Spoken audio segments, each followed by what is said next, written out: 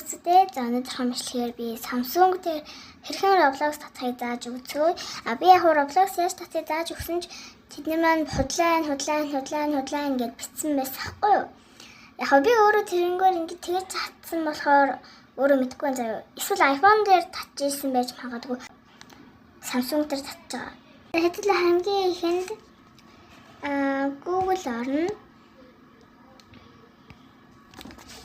Google орсныхаа дараа үгүй дураач. Тэгээ энд гарч ирж байгаа. Энд ийшээ ороод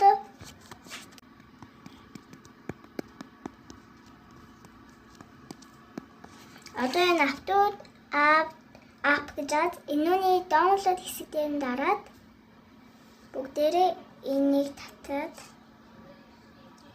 download anyway. Одоо open дээрээ дараад дахиад татчихын нэг.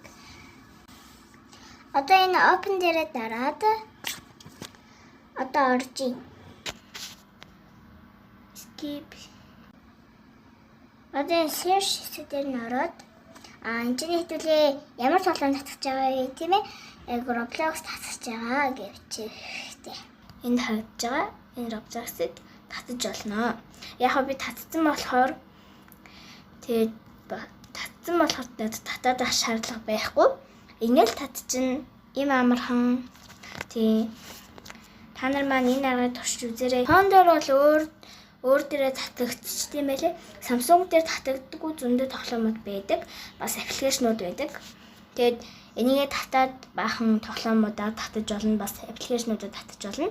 Би бол зөндөө уцаа сэлжсэн болохоор ингээд энэ баахан ингээд Roblox татдаг. Ямар ч аппликейшнаар ямар ч аргаар ингээд яаж болдог, татаж болдог байсан байхгүй юу? Энийг устгачих. За та нар маань ингээл татчихна шүү. Амжилт.